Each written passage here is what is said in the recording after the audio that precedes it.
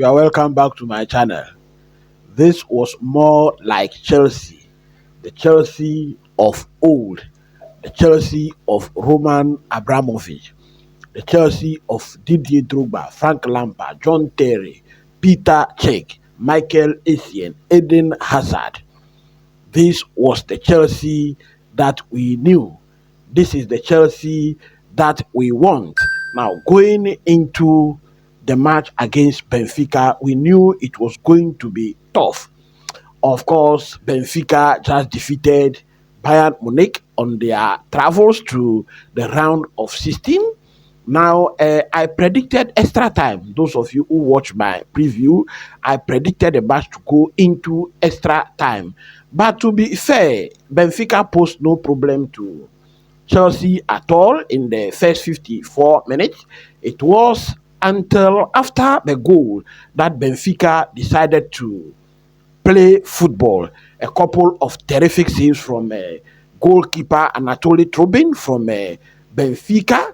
Now, he made some saves from Pedro Neto, Marco Cucurella, Enzo Fernandez, Cole Palmer. Very heroic saves, just like he did against Bayern Munich. 6 attempts, 5 on target, just in the first half for Chelsea. Second half retains. Chelsea picked up exactly from where they left the match. 64th minute, Cole Palmer wins a free kick in the final third of Benfica. On the left wing, exactly, or to be precise, and the set piece manager, as Reece James went to take the ball, set piece manager passed an information to him. Reece James, on the other hand, invited Pedro Neto to have a word with him. Pedro Neto went back. He invited Pedro Neto again. Oh boy, it was a decoy.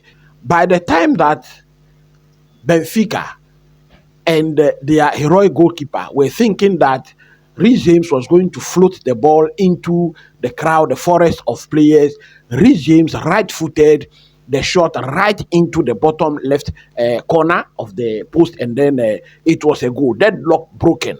Now, Benfica defense was penetrated for the first time in the match. All of a sudden, Benfica decided to step out of their shells and come play some football. A couple of scary and nervy moments for Chelsea from minute 64 to minute 85. Referee in minute 85 signaled both the playing staff and the coaching staff, including the fans, to take shelter in the stadium because there was some adverse weather condition, thunder and lightning, and in fact, it took us about 2 hours. When play resumes, the stadium was almost empty because almost all the fans have left for their homes. In fact, those of us who were watching on television at some point even got tired. I was doing a live watch along, and at a point I wanted to just close the stream, just stop the stream and watch the result later in the morning. But as a stout Chelsea fan, a die-hard one, I decided to stay on and keep on watching. Play resumes after 2 hours, 90 minutes played. 6 minutes were added on, and in the 5th minute of additional time, 90 plus 5, referee took a dubious penalty. I think that is a dubious penalty for Benfica because when the cross came in, there was no handball, there was no foul. Ball was headed onto the arm or the hand of Malo Gusto on the blind side. So I don't think that should have been a penalty. Referee says penalty, and how do we call him? Angel Di Maria stepped forward. He has played 15 penalties, has scored 14. There was no way he was going to miss that penalty. Sent Robert Sanchez the wrong way and slotted it through the middle of the post, and it was a goal. 1-1 Chelsea Benfica. At full time, it was 1-1. We have to go for extra time. I am doing this because I knew so many of you could not watch the match. We have to go for extra time. At the end of the first half, in extra time, it was still 0-0. Now, Benfica, meanwhile, were down by a man in that first half. Second half retains, and Benfica smelled blood. They felt they could win the match. So they committed so many men forward.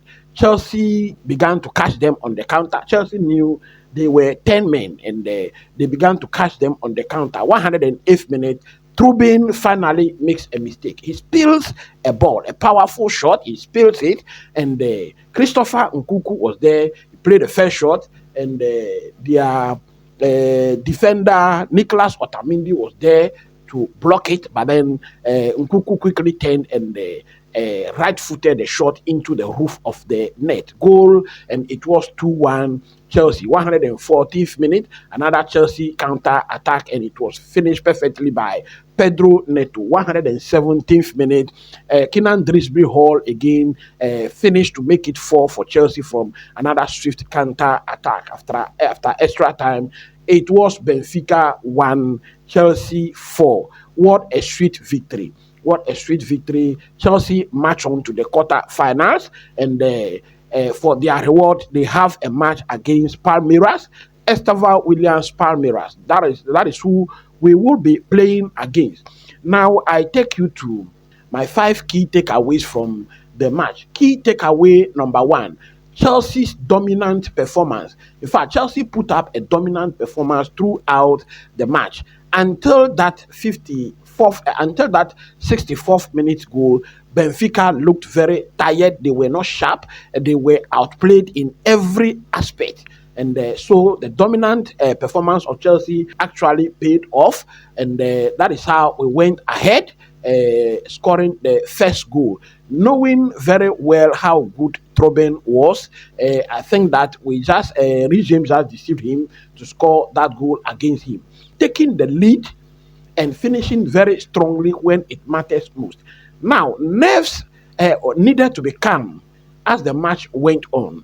And I think that James played a legendary free kick to score that goal against Trubin. That was the only way he could be catch. He was catch off guard, seriously. And Chelsea continued the press with 4 or 5 men at any given opportunity, and that actually paid off in the second half of extra time. Key takeaway number 3, Benfica's defensive weakness. In fact, Benfica thrives a lot on the defense. When you watch the Bayern Munich match, you could see how well they defended. Even this match, they were prepared to defend until Chelsea was able to penetrate them with that Regime's goal. They were ready to defend with the last drop of their blood. Antonio Silva goal line clearance in the first half is evident to how strong they are defensively. So in the first half of extra time, Benfica became vulnerable when Gianluca Prestiani received his matching orders with a second yellow in the first half of extra time.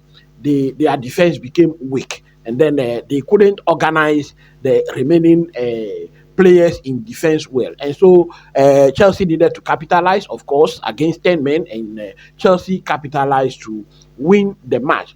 Then number 4, Chelsea's clinical finishing in extra time.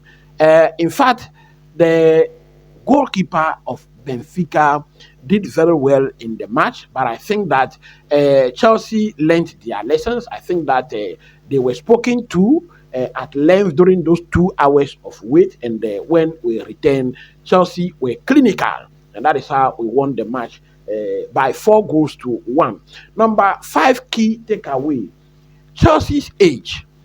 Now, when you look at Benfica, their average age was 33 years. But then when you come to Chelsea, the average age of the Chelsea squad is around 23.5. So those of you who watched my preview, I said in the preview that the match was going to be won in extra time because of the age factor. Benfica will be tired going into extra time, and that is where Chelsea will take advantage of their age, their average age. So their average age also counted in winning this match. So that was how Chelsea won the match, and I thank you very much for those of you who joined me in my live stream yesterday, my live watch along. I thank you. I don't take you for granted, you are always invited back. Next match is against Palmeiras, and I will be hoping you join me again with your comment, your prediction, and make the place lively. Thank you very much. So this is the review of the match. Actually, thank you very much. Till I see you for another upload. Stay blessed, and as you go to bed, say a prayer for Chelsea. Bye for now.